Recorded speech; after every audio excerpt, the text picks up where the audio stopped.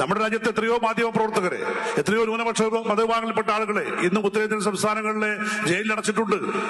ഡൽഹി ജവഹർലാൽ നെഹ്റു യൂണിവേഴ്സിറ്റിയിൽ സമരം നടത്തിയ വിദ്യാർത്ഥി നേതാക്കൾ ഉൾപ്പെടെ ഇപ്പോഴും ജാമ്യം കിട്ടാതെ ജയിലിൽ കിടക്കുകയാണ്. ആയിരക്കണക്കിന് വരുന്ന ചെറുപ്പക്കാരാണ് ഇന്ത്യൻ ജയിലുകളിൽ, പ്രത്യേകിച്ച് ന്യൂനപക്ഷ മതവിഭാഗങ്ങളിൽപ്പെട്ട ആളുകൾ ഇപ്പോഴും അകപ്പെട്ട് കഴിയുന്നത്. അവർക്കൊക്കെ ജാമ്യം പോലും നിഷേധിക്കുന്ന സാഹചര്യമാണ്. പൂർണ്ണമായും ഈ രാജ്യത്തിന്റെ ഭരണഘടനാ സ്ഥാപനങ്ങളെ വർഗീയവൽക്കരിച്ചുകൊണ്ട് സ്വതന്ത്രമായ ജനാധിപത്യപരമായ ജീവിതം അനുവദിക്കാത്ത രീതിയിലേക്ക് BJP രാജ്യത്തെ 10-15 വർഷക്കാലം കൊണ്ട് മാറ്റിയെടുത്തു എന്നുള്ളതിന്റെ ആയിരക്കണക്കിന് അനുഭവ സാക്ഷ്യം നമ്മുടെ മുമ്പിലുണ്ട്. എത്രയോ ഉദാഹരണങ്ങളുണ്ട്. ഞാനെല്ലാം പറഞ്ഞു പോകേണ്ടതില്ല, മറ്റു നേതാക്കന്മാരും സംസാരിക്കും. അതാണ് നമ്മുടെ രാജ്യത്തിന്റെ അവസ്ഥ. BJP ഗവൺമെന്റിനെതിരെ ഒരു വാർത്ത കൊടുത്തതിന്റെ പേരിൽ BBC-യുടെ ഓഫീസിൽ കയറി ഡൽഹിയിൽ റെയ്ഡ് നടത്തി ഈ BJP ഗവൺമെന്റ്.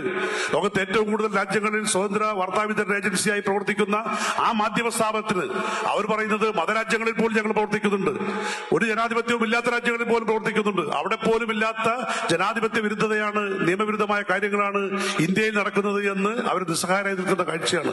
ലക്ഷക്കണക്കിന് രൂപയാണ് അവർക്ക് നികുതി ചെലുത്താൻ വേണ്ടി പിഴയിടാൻ വേണ്ടി തീരുമാനിച്ചത്. എത്രയോ ഉദാഹരണങ്ങൾ. അതാണ് നമ്മുടെ രാജ്യം ഭരിക്കുന്ന ഗവൺമെന്റ്. ആ ഗവൺമെന്റ് തെരഞ്ഞെടുപ്പ് അട്ടിമറിക്കുന്നതിന് വേണ്ടി തെരഞ്ഞെടുപ്പ് കമ്മീഷനെ ആദ്യം അവർക്ക് അനുകൂലമായി മാറ്റിയെടുത്തു.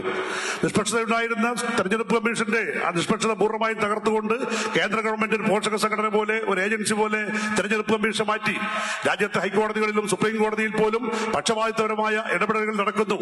ജഡ്ജിമാരെ നിയമിക്കുന്നതിൽ പോലും ഏകപക്ഷീയമായി ഇടപെടുന്നു, മെറിറ്റ് മാനദണ്ഡമാക്കുന്നില്ല, നിയമവിരുദ്ധമായി കാര്യങ്ങൾ ഇടപെടുന്നു കേന്ദ്ര ഗവൺമെന്റ് എന്ന ആക്ഷേപം അതിശക്തമായി ആ മേഖലകളിൽ നിന്ന് ഉയർന്നു വരികയാണ്. എല്ലാ ഭരണഘടനാ സ്ഥാപനങ്ങളെയും നോക്കുകുത്തിയാക്കി ഈ താല്പര്യങ്ങളുള്ള ഭരണവർഗ താല്പര്യങ്ങൾ സംരക്ഷിക്കുന്നതിന് വേണ്ടി അവരുടെ ചൊൽപ്പടിയിൽ നിൽക്കുന്ന ഏജൻസികളാക്കി മാറ്റുന്ന കാഴ്ച ഇപ്പൊ നമ്മൾ കാണുകയാണ്.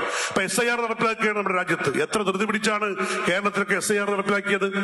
ബംഗാളിൽ SIR നടപ്പിലാക്കിയതിന്റെ ഭാഗമായി 100ഓളം വരുന്ന സർക്കാർ ജീവനക്കാർ, BLOമാർ ആത്മഹത്യത്തിന്റെ കണക്കാണ് സുപ്രീം കോടതിയിൽ മമതാ ബാനർജി വന്ന് കൊടുത്തത്. നിയമവിരുദ്ധമായി വോട്ട് വെട്ടിമാറ്റപ്പെട്ട അവിടുത്തെ പൗരന്മാരെ കഴിഞ്ഞ എത്രയോ തെരഞ്ഞെടുപ്പുകളിൽ വോട്ട് ചെയ്യുന്ന 100ഓളം ആളുകളെ കൊണ്ടാണ് സുപ്രീം കോടതിയിലേക്ക് മമതാ ബാനർജി കടന്നു വന്നത്.